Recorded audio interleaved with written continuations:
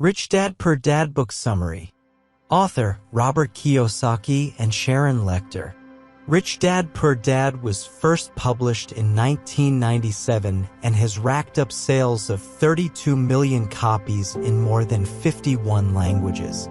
Endorsed by many celebrities, including Oprah Winfrey, this book stayed on the New York Times bestsellers list for 6 years. This handcrafted summary of Rich Dad Poor Dad summarizes the 6 rules that the authors believe will help your money work for you, rather than the other way around. The summary captures a few of the fables that the authors recount as part of explaining the 6 rules. Poor Dad versus Rich Dad. The love of money is the root of all versus the lack of money is the root of all evil. I cannot afford it versus how can I afford it? Money does not matter versus money is power.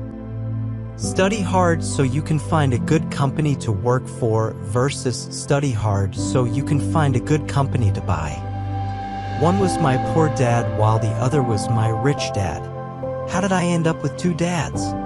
One, obviously, was my biological father who had worked hard all his life, given me a comfortable life and did not take much to the bank after paying his bills.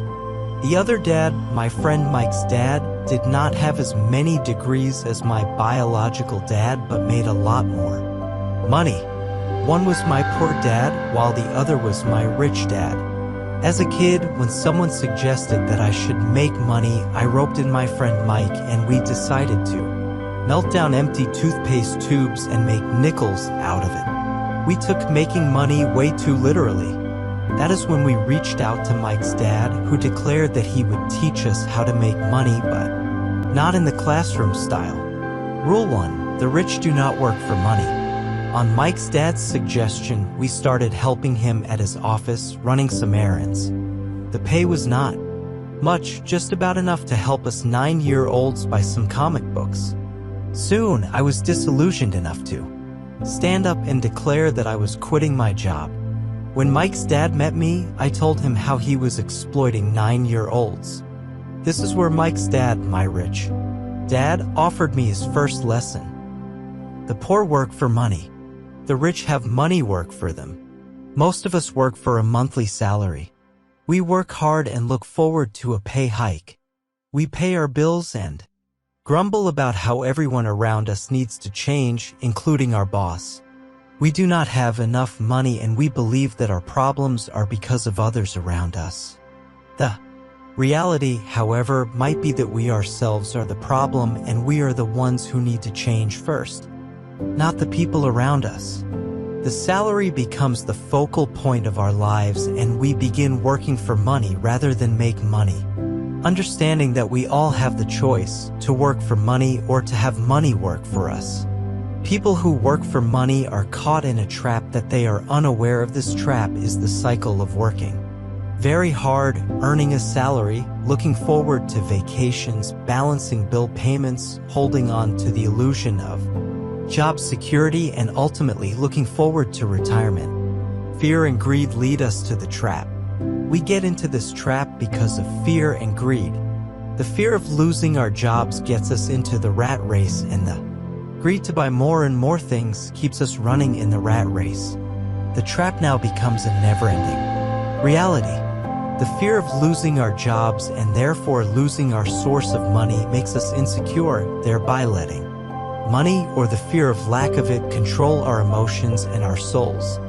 What is important is to look deep and evaluate if a job is the best way to make money in the long run, and the answer, more often than not, is that any job is just a short-term solution to a long-term problem. The only way out of this fear-greed trap is to choose our thoughts. When we choose our thoughts, we are thinking rather than just responding to our emotions. Choosing our thoughts is asking, is there something that I am missing here, instead of I deserve this raise? I took this lesson to heart, and Mike and I began a comic book library. Though it lasted just 3 months, we were masters of our finances and not employees. More importantly, the comic book lending library generated money for Mike and me even when we were not physically present in our library. Our money was working for us. Rule 2: financial literacy is necessary. In 1994, I retired at the age of 47. My money was working for me. By this time, Mike had taken over his dad's business and grown it exponentially. Both of us were able to reach where we were thanks to Mike's dad, My Rich Dad: Lessons in Financial Literacy. The fundamentals of financial literacy, as Mike's dad taught us, is captured in just one rule: understand the difference between an asset and a liability. You may want to believe that you know the difference between assets and liabilities.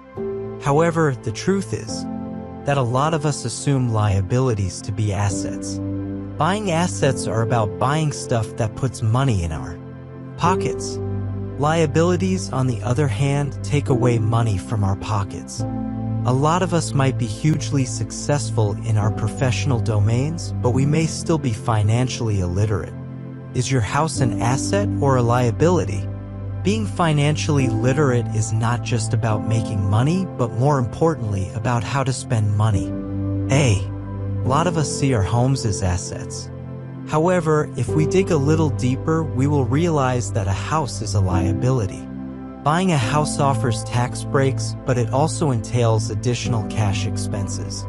Most of us buy our homes on 20, 30 years mortgage. In a true accounting sense, the house then is a liability and not an asset until you repay the entire mortgage. Buying a house and believing it to be an asset is delaying your financial education. There is no denying the emotional benefit of having your own house, but it is essential to building assets that generate the money with which you buy a house. Any hike in salary needs to be invested in assets that generate income rather than in expenditures such as a bigger house. The mantra to remember is that the rich buy assets, the poor have expenses, and the middle class buys liabilities, thinking they are assets. Rule 3: mind your own business. If you were asked what the business of McDonald's is, your answer instinctively would be fast food or burger. However, the founder of McDonald's, Ray Kroc, believed that McDonald's is in the business of real estate. The primary success factor for a McDonald's restaurant is its location, the land it is built on. This Ray Kroc story, recounted by Mike's dad, became our third lesson: mind your own business. It is important here to understand the difference between profession and business. A lot of us use these words interchangeably. For Ray Kroc, his profession was to sell franchises for making burgers, but his business was to build assets regarding the income-generating real estate. As a professional, we are minding someone else's business. Instead, we should be minding our own business. As a professional, you are working for a salary that becomes your income. As a business person, you are looking at spending your income to buy revenue-generating assets. The usual assets, like a mortgage-bought home or a loan-bought car, become liabilities when we lose our jobs due to downsizing or restructuring. Minding your business is about buying revenue-generating assets instead of liabilities or vanity goods. Revenue-generating assets include stocks, bonds, mutual funds, real estate that generates net positive income after factoring mortgage, and anything that produces income. Rule 4: use the cover of a corporation. The genesis of levying taxes emerged from Britain and the US. Unlike most things, British adopted permanent taxation with the 16th Amendment. Taxes today have split us into two camps: the haves and the have-nots. The have-nots believe in the Robin Hood philosophy of take from the rich. Ironically, it is the have-nots who lose the battle on taxation. Being in a job and working hard only enables the government to tax you more. The haves, on the other hand, plays the tax game very differently. The haves mind their own business, which generates tax benefits for them, unlike the have-nots who have a job and therefore get taxed even before their salary reaches their banks. What is financial IQ? In order to manage taxes, it is important to build financial IQ. Financial IQ consists of the following 4 actions. 1. Understand what accounting all is about. If you are minding your own business or intend to do so, it is essential to understand the basics of accounting so that you can read and understand financial statements. 2. Understand the science of making money or investing. 3. Understand the demand and supply aspects of the financial markets. 4. Understand the law, especially regarding how the law interprets the income of an individual versus the income of a corporation. When you work for someone, you earn, pay taxes, and spend whatever remains after that. But when you mind your own business, you earn, then you spend, and only then do you pay taxes. Rule 5. The rich invent money. When Alexander Graham Bell had just patented his invention, the telephone, he went to the biggest corporation of that time. Bell offered Western Union his patent and his company for $100,000. Western Union refused, and Bell went on to create a $1 billion communication industry with AT&T at the helm. Just like Alexander Graham Bell, we too have our inner critic, which makes us doubt ourselves and possibly beg with others like Bell did with Western Union. It is equally true that there is a brave hero inside us who dares to build something. It was possibly the brave hero inside Bell that helped him overcome the rejection from Western Union and set him on the path of creating massive wealth using his invention of the telephone. Information is wealth. We are living in extraordinary times today. While land was the currency of wealth a few centuries ago, today it is information. Wealth today is not shackled by the geographical constraints. Opportunities abound around us, and this is the right time to ensure that our financial intelligence is at its best. How do we then increase our financial intelligence? The first concept of financial intelligence is that money is not real. The real money is our mind. Great opportunities to make money emerge from a well-trained mind. The mind, when trained well, identifies opportunities that later turn into money. Once we realize that the real money is in training our mind to be financially intelligent, we will be willing to take risks and invest in opportunities that others do not see. Rule 6. Work to learn. A business consultant once told me they are one skill away from great wealth. This phrase means that our income can jump exponentially if we master one more additional skill. Earlier in this summary, we got to know that financial IQ is a combination of accounting, investing, understanding markets, and understanding the law. However, what most people understand about making money is work hard. For most of us, our income would go up exponentially if we combine working hard with the additional skill of financial IQ. While my poor dad encouraged to study more and become a specialist in one domain, my rich dad encouraged me to know a little about a lot. It is important to understand at this stage that learning does not get along well with job security. Education is the best investment. You can learn only that much if you are in the same job for years.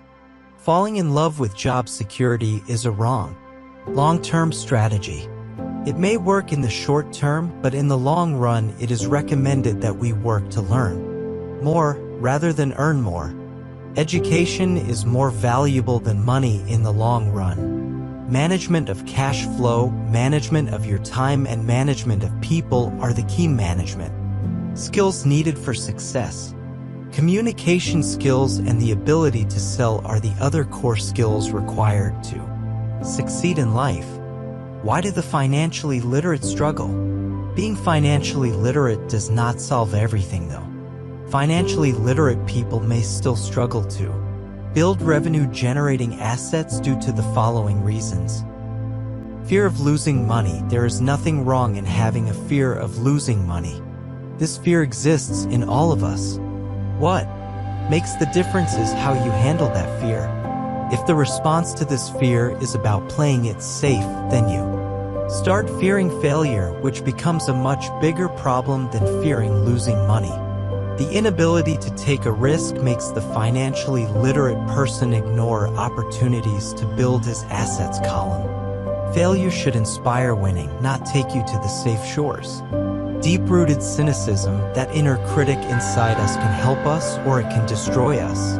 When our doubts take over our lives, then for every action that you plan, there will be a doomsday scenario. The more you listen to the doomsday scenario, the more such thoughts will strangle you, forcing you to let go of every opportunity to buy a good quality asset. Laziness. Are you too busy to take care of your wealth? Does the same hold for your health also? The reality is that this is not about you being busy. This is about you avoiding something that you would rather not face. In order to beat laziness, you need to be a little greedy. Being greedy helps you move ahead, ask for more. Of course, too much greed will take you on the wrong track altogether. Bad habits. Good habits are difficult to build, while bad habits face no resistance at all. Prioritize yourself. When it comes to financial literacy, do not be the first to pay the bills. That's a bad habit because it prioritizes others over you. Do not get pushed around by landlords, bill collectors, and so on. Arrogance. When your ego combines with ignorance, it is a lethal combination. This lethal combination is called arrogance. Do not try the snake oil sales pitch to cover for your ignorance. Instead, educate yourself. Go ahead, take action. In order to make your money work for you, take action. Look for new ideas and look for teachers who can help you learn something new. Pick up Peter Lynch's book Beating the Street to understand how to pick stocks. When the stock market crashes, do not run for cover. Dive deep in and start buying. Money is not real, it is an illusion, an idea. The science of making money is about thinking differently. Identifying opportunities that help build revenue-generating assets. Think and Grow Rich is a popular book that you may be aware of. There's a reason why the book is not titled Work Hard and Grow Rich. Building a strong financial IQ will help you move away from general speak like work hard and move you towards leveraging insights to improve your financial IQ and build your wealth. Start now, as action always beats inaction.